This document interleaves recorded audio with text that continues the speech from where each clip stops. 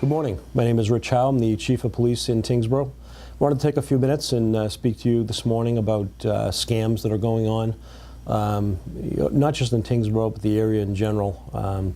But it has affected directly Tyngsborough residents. We get reports constantly regarding some of these scams. The biggest one going on right now is an IRS scam, where somebody will get a phone call and it's telling them as an investigator or a officer or a detective for the IRS, and that they owe taxes, and if they don't pay it immediately, they're going to be arrested, or a warrant's going to be issued for them, or somebody's going to come get them. None of that is true. The IRS does not operate that way. This is a scam, and we just had it happen over the last week. A person in town did believe the person on the other line. They ended up sending $1,800, and fortunately they were able to cancel it when they realized they had been frauded. However, a lot of times it's too late. Many of these phone calls are coming from call centers that are believed to come from India. Once the money is wired out, which most of them request you to go down to like a CVS or a pharmacy and get a card and send it out that way. Once the money is gone electronically, it's gone forever. Law enforcement's not going to be able to recover it for you, etc. So that is one. Call the IRS directly. If you do believe you owe money, call them directly.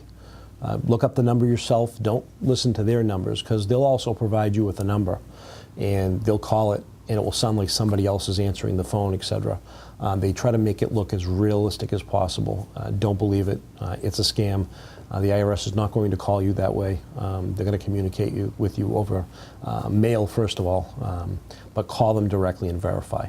Another one is National Grid Power Company calling and saying your power is going to be shut off in a couple hours if you don't send a payment. Again, they want you to go down to a local pharmacy and pick up a card and send the money electronically. Do not do that. National Grid is not going to immediately shut down your power for a late payment. If you contacted National Grid directly, and if you really did owe money, they would work out a payment plan with you, etc. But this kind of tactic does not happen. It's not legitimate. It's occurring all the time. Another one of them, the scams, is very popular over summertime, is a asphalt ceiling scam. People will show up at your door, knock on the door, and tell you that they had too much product at the ceiling another driveway, and they'll give you a bonus, quick job on your driveway, seal it up nice for a really cheap price. And it sounds great, and it sounds too good to be true, and that's because it is. And what happens is the stuff that they're putting down is literally, it's water and some kind of a paint mixture. And the first time it rains, it's going to wash right off. And usually they're going to take somebody for a couple $100s. So that's another important one. There's many out there. I would encourage all Tyngsborough residents to check out our websites. Even if you're not a Twitter follower or Facebook, sign up just for the purpose of following our threads. The town hall puts out things. The police department is very active in social media. Our Twitter account, we have almost 5,000 followers.